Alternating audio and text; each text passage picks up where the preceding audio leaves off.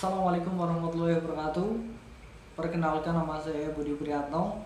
Saya di sini akan menceritakan kisah Nabi Adam dan Hawa dari mulai awal penciptaan hingga diturunkan di bumi.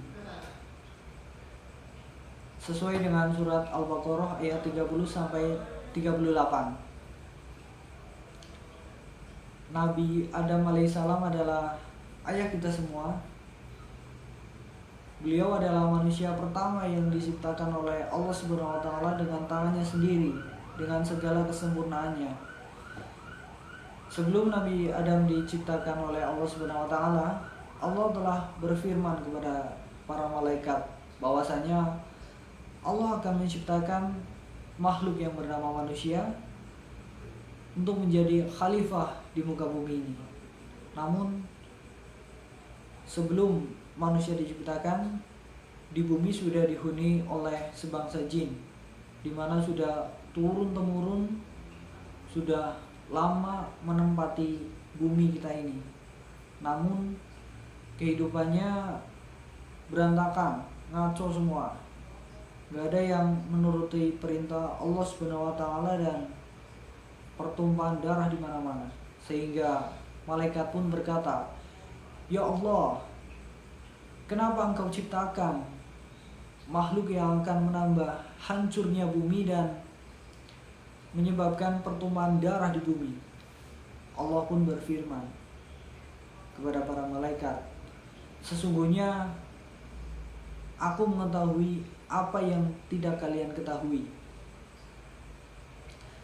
Kemudian Allah menciptakan Nabi Adam dan mengajarkannya semua hal, semua nama-nama benda yang ada di langit, semua nama-nama benda yang ada di bumi, semua bahasa, mulai dari bahasa malaikat, bahasa jin, bahasa binatang, semua Nabi Adam bisa. Kemudian Allah mengetes kepada para malaikat, "Hei malaikat, coba sini, sebutkan nama benda ini apa? Sebutkan nama benda ini apa?" Dan malaikat pun menjawab, "Maha suci Engkau ya Allah, kami tidak mengetahui selain apa yang telah Engkau ajarkan kepada kami. Niscaya Engkau itu maha mengetahui dan maha bijaksana." Lalu Allah menyuruh Nabi Adam, "Hei Adam, coba sebutkan semua nama-nama malaikat yang ada di sini, semua benda yang ada di sini, yang ada di langit dan yang ada di bumi." Nabi Adam sebutkan semuanya dan menyebutkan ini malaikat ini, si fulan, sampai ribuan malaikat disebutkan semua dan semuanya benar. Dan Allah pun berfirman kepada para malaikat, "Benar kan? Sudah aku bilang, aku itu mengetahui apa yang tidak kalian ketahui. Aku mengetahui apa yang kalian sembunyikan, apa yang kalian lahirkan." Dan lalu Allah menyuruh semua malaikat untuk sujud kepada Nabi Adam dan semua makhluk di situ untuk sujud kepada Nabi Adam. Semuanya sujud, cuma ada satu makhluk yang tidak sujud, yaitu dari golongan jin yang bernama Iblis. Iblis tidak sujud kepada Nabi Adam karena merasa dirinya itu lebih hebat. Karena Iblis diciptakan dari api dan terlebih dahulu diciptakan dari Nabi Adam, sehingga dia tidak mau sujud. Dan seketika itu Allah Subhanahu wa taala langsung, "Hei kamu iblis, kamu sudah menjadi golongan orang-orang kafir, tidak taat kepada aku, dan turunlah kamu ke bumi. Kemudian iblis mengiyakan perintah tersebut, namun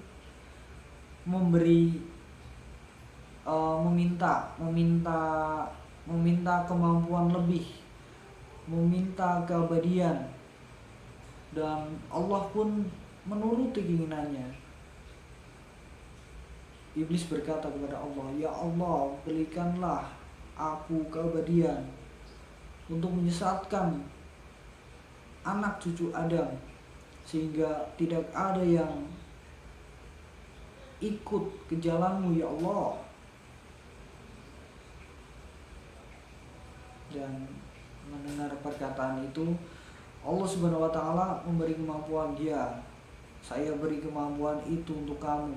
Namun kalau ada anak cucu Adam yang menuruti perintah kamu, niscaya akan kujadikan bahan bakar di neraka jahanam bersama kamu di dalamnya. Sekarang pergilah kamu, turun ke bumi sekarang." Dan iblis pun turun dari langit. Kemudian Nabi Adam dan istrinya Hawa disuruh oleh Allah Subhanahu wa taala untuk menempati surga. Dan Allah berfirman, "Hei Adam,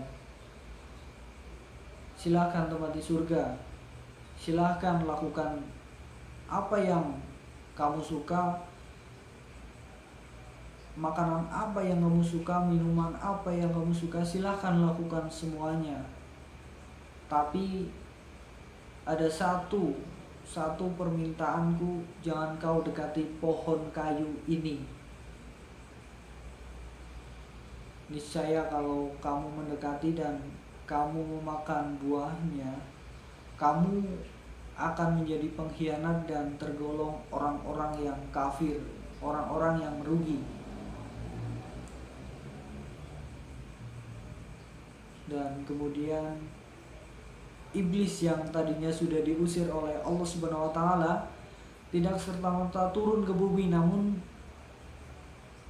mampir ke surga. Mampir ke surga, membujuk Nabi Adam dan Hawa untuk memakan buah yang terlarang itu. Iblis mampir terus membujuk, "Hei Adam, kamu dilarang memakan buah ini oleh Allah Subhanahu wa taala. Kamu tahu alasannya? Karena kalau kamu memakan buah ini, kamu akan menjadi abadi untuk selama-lamanya. Makanlah buah ini." Iblis menyebutkan buah khuldi. Perlu digarisbawahi di sini bahwa buah khuldi adalah sebutan dari iblis, bukan dari Allah Subhanahu wa taala. Karena Allah Subhanahu wa taala cuma mengatakan bahwa pohon itu pohon kayu,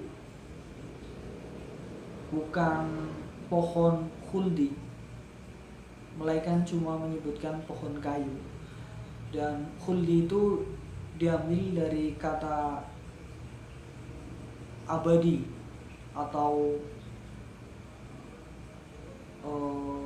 ya abadilah. Terus si iblis membujuk supaya Adam dan Hawa memakan itu, membujuk, dan akhirnya Nabi Adam dan Hawa terbujuk oleh rayuan iblis itu sehingga memakan buah khuldi, dan seketika itu aurat mereka terbuka. Dan mulai saat itu mereka adalah orang-orang yang merugi. Kemudian pas auratnya terbuka, Nabi Adam dan Hawa langsung mencari daun-daunan untuk menutupi auratnya. Kemudian Allah Subhanahu wa taala langsung, "Hei Adam dan Hawa, mengapa kalian melanggar perintahku? Sesungguhnya kalian adalah termasuk orang-orang yang merugi dan akan tersiksa. Sekarang kalian semua turunlah ke bumi." Dan saat itu juga Nabi Adam dan Hawa turun ke bumi bersama dengan iblis. Kemudian Nabi Adam dan Hawa menyesali perbuatannya dan memohon taubat kepada Allah Subhanahu wa taala. Kemudian Allah Subhanahu wa taala berfirman dan memberikan kalimat taubat, istighfar dan kalimat taubat lainnya, sehingga taubat dari Nabi Adam dan Hawa diterima oleh Allah Subhanahu wa taala. Sesungguhnya Allah adalah Maha Pemaaf lagi Maha Penyayang. Kemudian Allah berfirman lagi kepada Siti Hawa dan Adam bahwa tinggallah kamu di bumi. Sebagian dari kalian adalah musuh kamu, dan akan ada wahyu dari aku Allah untuk kalian semua. Niscaya siapa yang mentaati wahyu tersebut, dia adalah orang-orang yang beruntung, orang-orang yang tenang hidupnya. Kemudian mereka berdua, Nabi Adam alaihissalam dan Siti Hawa, hidup di bumi sampai menghasilkan keturunan, dan sampailah sekarang menjadi peradaban manusia di bumi yang ya banyak di bumi, yang banyak yang mencari kesalahan itu karena ya manusia pertama pun ayah kita semua, Nabi Adam, yang secara langsung diciptakan oleh Allah Subhanahu wa taala dengan tangannya pun bisa membuat kesalahan. Secara logika Nabi Adam seharusnya tidak berbuat salah. Namun kenyataannya tetap bisa berbuat salah dan terbujuk kelayuan oleh iblis. Sehingga besar kemungkinan bahwa anak cucu Adam seperti kita memang dengan mudahnya bisa terjerat rayuan iblis untuk menjadi pengikutnya dan menjadi pendampingnya di neraka jahanam gelap. Demikian kisah Nabi Adam dan Hawa menurut Quran surat Al-Baqarah ayat 30-38. Semoga menjadi bahan pengetahuan bagi teman-teman semua. Ada kurang dan lebihnya saya mohon maaf. Ini cuma ya bisa dibilang sharing-sharing. Maaf banyak kekeliruan, salah kata ataupun salah yang lain.